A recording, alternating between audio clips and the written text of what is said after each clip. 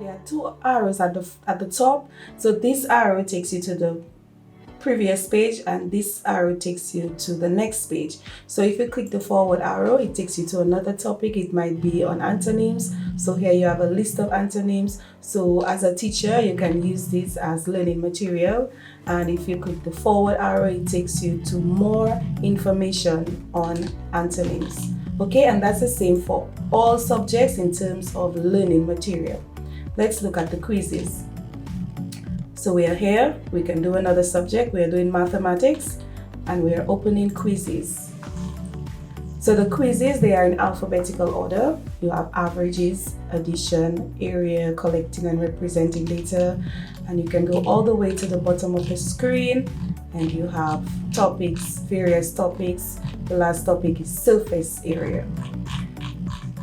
So this is what the quiz looks like. Say for example, the child has to do an addition quiz number 1. These are just general exam instructions. The same way you would give instructions on an exam is basically the same thing. So it says to take this practice exam, click the button below. When the exam begins, a timer will appear. Answer as many questions as you can in the time allowed. Your work will be graded when the timer expires.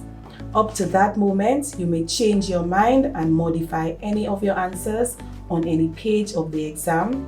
To pause the timer, click its pause button. To stop work on the exam and have it graded before the timer expires, click the stop button. So we're just going to take the exam so you can see what the exam looks like. It's a multiple choice question. So say for example, the first question is 6,595 plus 5,863.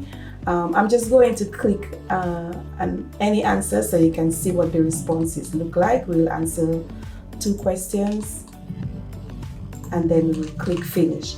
So once a child completes a test, he or she must click finish. If he does not click finish, it won't allow him to take another test. So he has to click finish and then you'll see the grades. Okay, so we got 1 out of the 3 questions that we answered. Here the child will see his score, and here the child can view the test over to look at the responses. So the child has the opportunity to go over his or her paper. The child also has an opportunity to retake the test. Okay? Some tests are multiple choice, some are critical thinking. Critical thinking meaning the child has to type the answer in a box provided, and usually that takes 24 hours to respond or to get a response. Alright, so we are going to move along and we are going to look at the mock exams.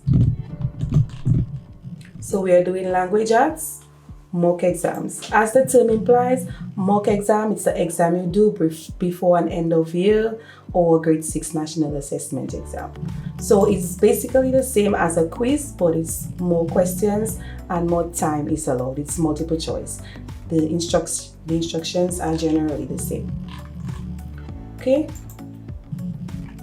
Alright, so we have a section that says tutors.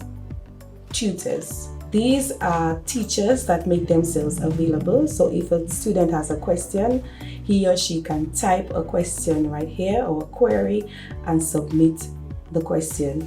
The response is usually at 24 hours. Okay? Okay. Every school has the opportunity to develop and set up a chat room for his or her school.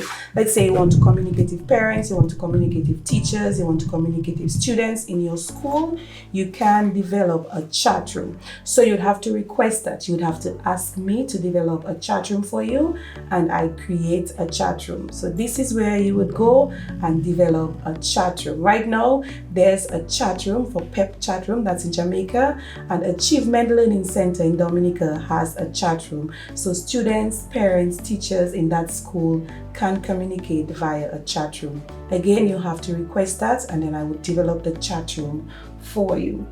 Okay? We also have a section that says tech support. tech support. If the student has a question, an IT question, he or she can submit the question here and submit.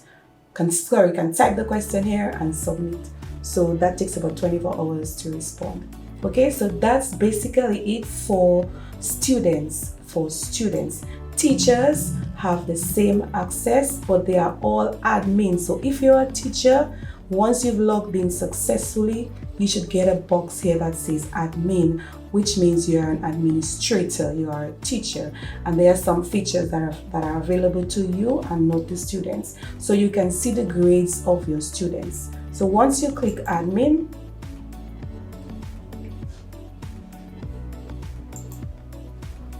it should take you to the teacher section. If it does not, you would have to type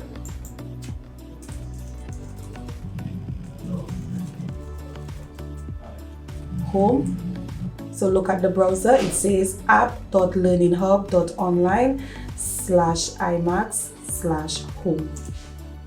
But the admin button should take you to that section, and this is only for teachers because you are administrators to the site.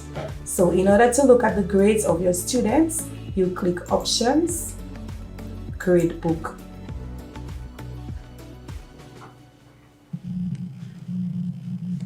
Every teacher has access to the grades of the students in their school. So here you would choose a class, you would choose your class, and then you would see the names of your students. This is different for me because I'm the administrator, but every teacher will see the names of the students and they are able to see the grades of their students. So this is what Learning Hub is. Remember, the website is www.learninghub.online. To contact me, my number is 616-7153 and my email is sharon@learninghub.online. Enjoy learning at your fingertips.